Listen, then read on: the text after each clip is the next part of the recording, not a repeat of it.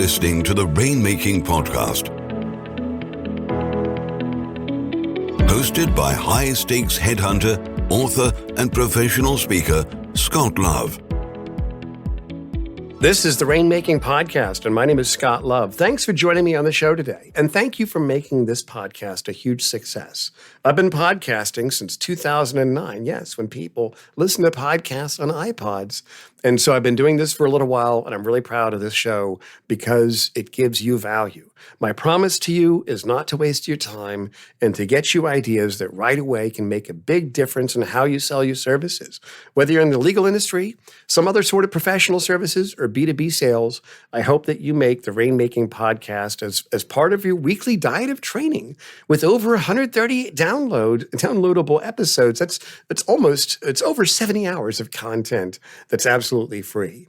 Now, our guest today is Gary Brown. He's the chief hatcher of Hatcher Advisory. He knows a thing or two when it comes to assisting businesses through times of financial transition. He's in Australia, and his company is an accounting firm.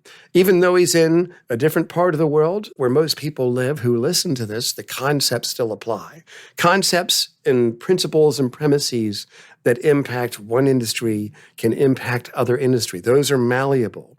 One trend that I'm following right now is getting real practitioners of rainmaking on this show so they can tell their story. And I think you're going to get some great insight into action steps you can take, kind of following Gary's playbook and how he had a big boost just by doing a few certain things within his business. I hope you get some great ideas from Gary today. Make sure you connect with him on LinkedIn. We'll put all of his contact information on the show notes. Thank you for listening. And as always, thanks to our sponsor, Leopard Solutions. This show is sponsored by Leopard Solutions Legal Intelligence suite of products, Firmscape, and Leopard BI. Push ahead of the pack with the power of Leopard. And now here's my conversation with Gary Brown. Hey, this is Scott Love. Thanks for joining me on the Rainmaking Podcast. Our guest today is Gary Brown, and our topic title is Growing a Firm as a Rainmaker. Gary, thanks for joining me on the show. Thanks for having me, Scott. So you've done something impressive. You grew a professional services firm at a pretty good clip when you were in your 20s. Now, the people listening to us, they work in different types of organizations. Some of them are solo practitioners. Some of them work in global firms, but I know we can all take lessons from this. So kind of give us a quick overview. What is it that you did? And what are we going to talk about today on the show? Yeah, well, we started me and my wife, we weren't married at the time, but we started an accounting firm based in Melbourne, Australia. And we did that 7 years ago, just the two of us. And we were able to grow that up to around 32, 33 people today, 3 million Australian dollar turnover, annual turnover. And I think we're going to dive deep into what that looks like from a journey point, what it looks like from bringing in clients, because I do bring in majority of the clients, and how we've been able to grow that team. Yeah, that's great. So when you did this, what were your primary focus areas? Was it growing the revenue or growing the people side? Which did you kind of focus on? At the start of business, I'm going to probably say I was focusing on the wrong side of things. So I think if you focus on the revenue side straight away, it could sometimes be an ego thing. So that was it for me. So at the start, it's like, I want a big business. I want my name on a building. I want to drive a flashy car, and I want to make lots of money. And that was the first reason of going into business.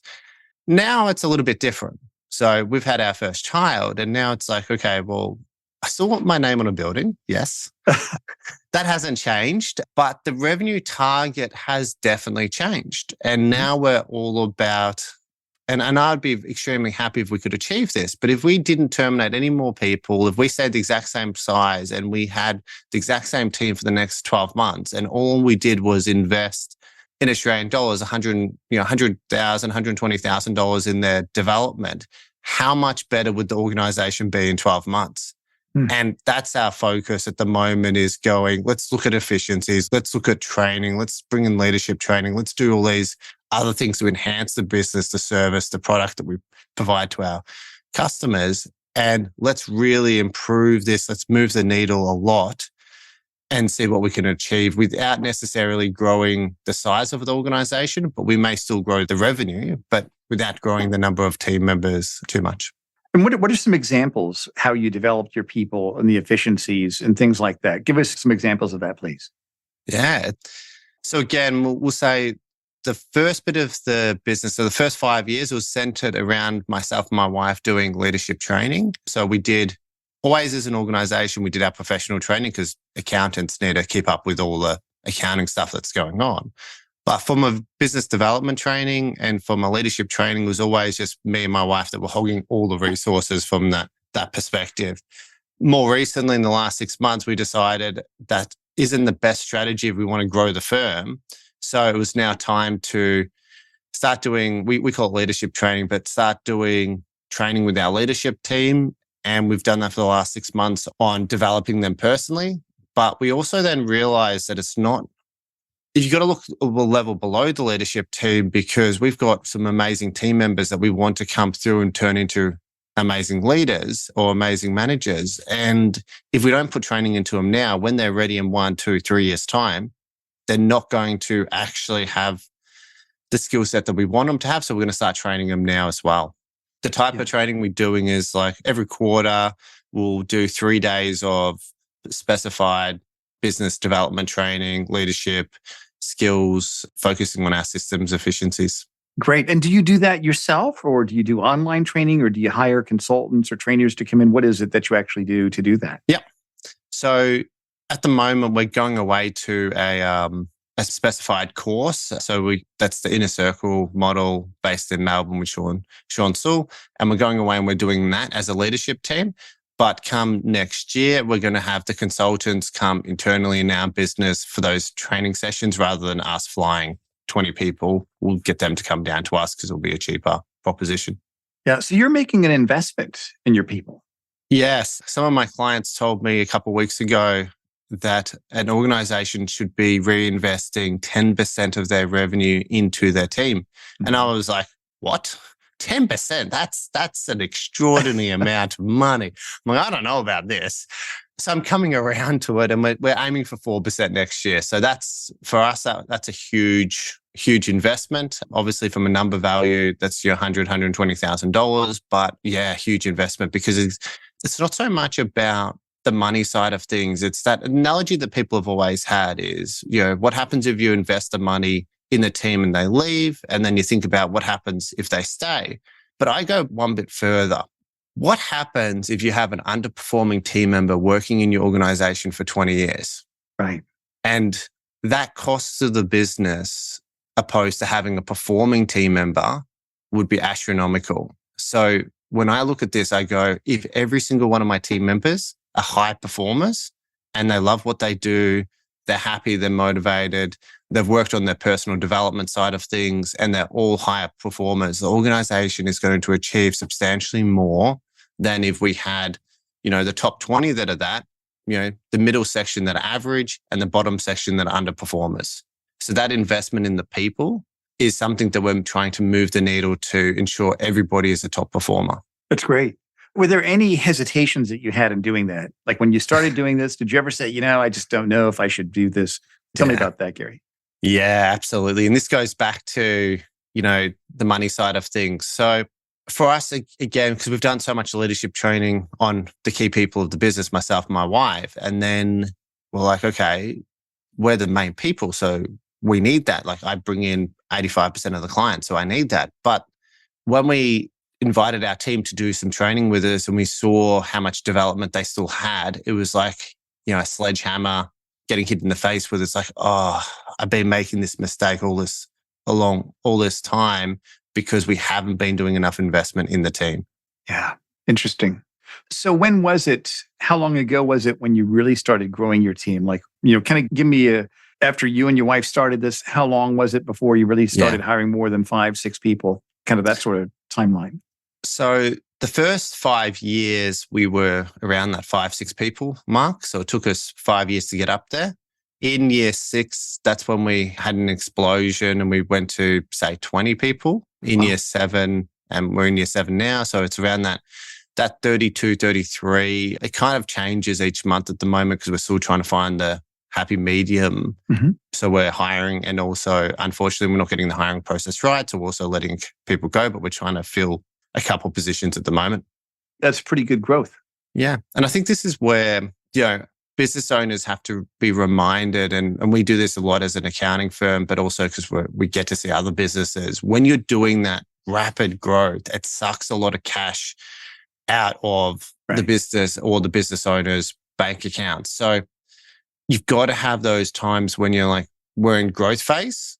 Right now we're in building the cash phase. And then we go back to being in the growth phase, because otherwise you can't always be in growth phase unless you've got some VC funding, unless you've got massive pockets. You can't always be investing into the future. So if you could go back in time to when you first started growing it, you've got 5 to 6 people, and just over the horizon, you know that you've got some significant growth. What would be something that you would want to tell your younger self that you know that you've learned at that time?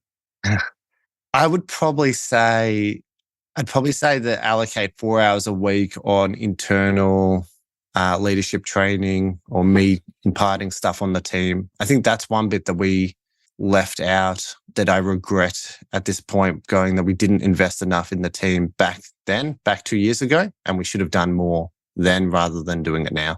Interesting. And is this something that within your company, does everybody get the leadership training, or only those that are in a leadership role? We're now doing everyone. So every quarter, it is every person that obviously is in the office on that day will get the training. And what's something that you learned during the COVID time as you were growing your practice? Yeah, so we did a acquisition during that time as well. So in February 2020, we purchased another accounting firm, and that was part of the growth, and we doubled overnight. And in March, we went into lockdowns. So we had 2 years of being heavily locked down in Melbourne. Our original accounting firm was very much a cloud-based, but the one that we purchased was very much paper-based. And because of that, we had to quickly adapt to enhancing their technology really quickly. But one of the big things that I learned then, and this is more to do with acquisitions than COVID, I guess, but all your strategies that you put in place to achieve an outcome for an acquisition, just expect it all to get thrown out the window because something will happen and change. And for us, that was the lockdowns. So we thought that we would have 2 offices. I would spend my time half between both offices, and I would get to meet the team and all the clients over a period of time. Then you have, 200 days of lockdown in Melbourne over a, 18-month period when you're not allowed to leave your house, and you can't do those meetings in person. So it's not as impactful. You don't get to meet the team as much. Your culture's not built. And the lesson that I take out of that also is, I go back to, and we're pretty firm on it here now, is that we want our organization to be an in-person organization. We don't really want the team to be working from home too much because we want the culture. We have a table tennis table. You can't see it in my video, but we have a table tennis table. Most people will play table tennis a couple of times a day.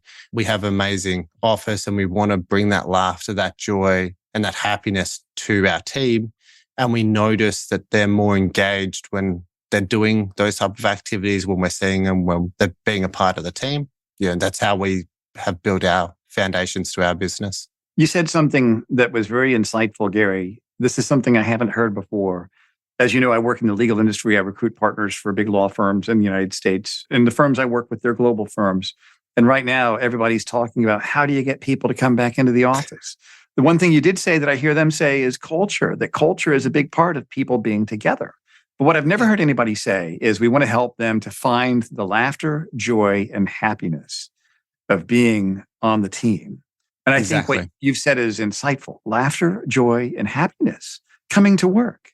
No one ever says that. Usually they say, we're going to bribe you with Oreo cookies and chocolate.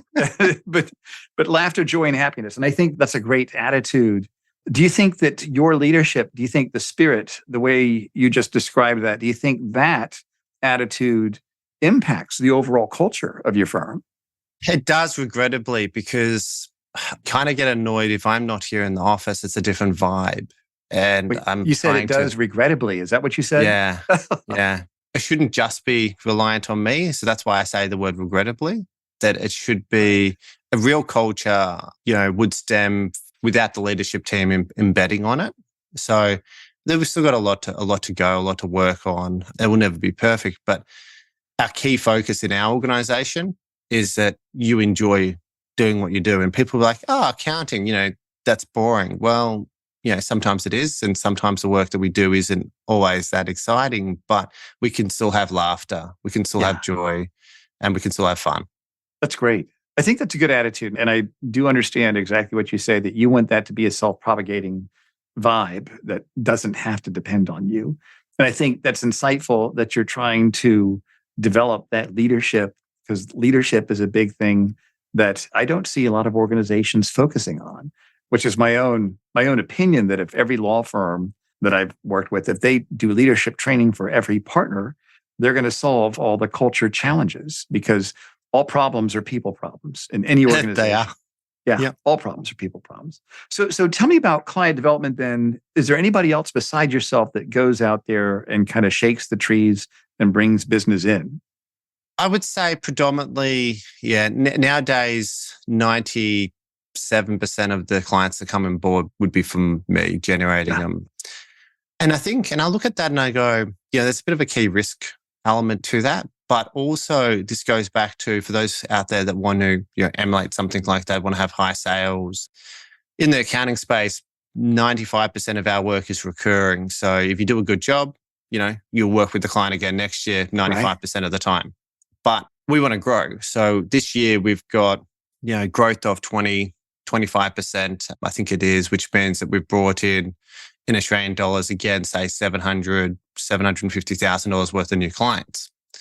And I look at that as an amazing opportunity to work with new, exciting people. And we attract the right types of businesses. So we've got a client avatar. We make sure that those are the clients that we're attracting. We don't actually take every client on because we don't want to. So we're being very selective in that. And I get so excited when we land a new client because it's a new challenge. And I know that our team also gets excited as well. So I look at it and go, there's some pros and cons of it just being me that does most of it, but I'm still very much interested in supporting new people and go through their growth phases with them. And it's still rewarding. And most of the time it works out well for us and the client. That's great, Gary. So if you could kind of give those listening recommendations, if they want to grow their firm, or maybe they have a practice within a firm, and they need to build it. They need to get people on the team that are doing the work, that are doing it well. They really want to make it a positive place for people to work. If you could give them 3 action steps to take to really increase the odds of them doing what you've done, what would those action steps be? Yeah. So it's personal development is number 1. Then it's the team development.